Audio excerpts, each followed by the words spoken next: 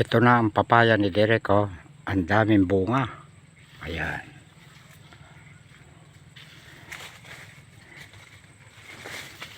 Ipakita mo pa, Derek, itong isa. Oh, ito. Ayan.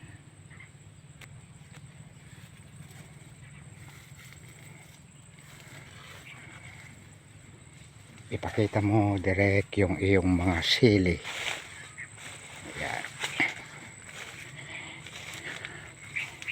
Itong sili ko po na ito, mga ilang araw na lang po, mag-harvest na si Derek. Ayan. Buburuhin niya. Marami pong bunga. Ayan, oh. Ang saya-saya. Alam nyo, guys, itong saging na ito, hiningi ko dyan sa kapitbahay. Dito banda sa may mga kalamansihan. Maganda pong klase ito. Nakahingi po ako ng 5 piraso. Ayan. Malilintog po, hiwa-hiwalay ang kanyang, yung pinaka sapad niya sa Ilocano. Ayan. Yung piling niya, ayan. Malilintog po. Yung namang saging po namin ni engineer, parang kwan, yung dikit-dikit na hindi ganong malilintog. Pero pag binuklat mo yung laman, malaman din po yun. Ayan. Bali itong haharbisan ko po ito na sili po, 4 na tudling. 1, 2, 3, 4. Ito po yung pang-5. Pang-pahabol ko na lang po yan. Ayan. Napakarami po nito. Ayan. Oh. Ipakita mo rin direct yung iyong mga ampalaya doon. Ayun po yung ampalaya, oh. Ayan.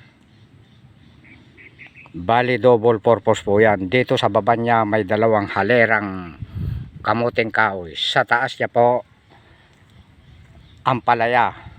Ayan. Wala ang mababakanti ngayon dito. Tataniman ko lahat. O ito, oh. Napakaganda ng ibinigay niyang ulang kahapon. Hanggang doon. Ayan. Pasalubong po ito. Ayan, puntahan mo direct yung iyong fish pan. Ayan, ito po. Yung naunang itinanim ko po dito sa tubigan. Ito naman yung itinanim ko kahapon. Ayan. Kahapon ba o nung isang araw? Ayan. Pansinin nyo, napakaraming kamuting kahoy ni Direk. Ayan. Ito, loobin. Tataniman ko po lahat yan ng kamuting kahoy para hindi po dadamuhin. Ito pong makapal na ito maraming kahoy dito nun, parang gubat-gubat yan. Tinanggal ko pati mga tuod-tuod. O ayan, kamuting kahoy ang lumitaw, hindi po madamo. Ayan, ganyan po ang mangyayari rin dito. Ayan. Ayun, yung 2 mangga namin ni engineer, ayun. Pauusukan ko yun. Pabubungain ko. Ayan. Ito na po yung kwan, fish pan ni Direk. Magaganda na po mga gabi dito ni Direk, oh. Ayan, oh. Oh, ayan. Naulaman ko na po ito kahapon. Nasa kwan po ito. Meron po akong FB Reels. Ayan. Sinampalukan ko po, napakasarap. Ayan. Bali konti na lang yung lilinisan ko na yun, oh. Ayan. Napakagandang tanawin ngayon dito. Napakaraming kamuting kahoy ni Kwan Direk. Ayan. Oh. Hindi naman totally na fish pan ito, pispa-pispanan lang na pinila-pila-pilang ko lang para dun sa mga lugar na pilapil niya.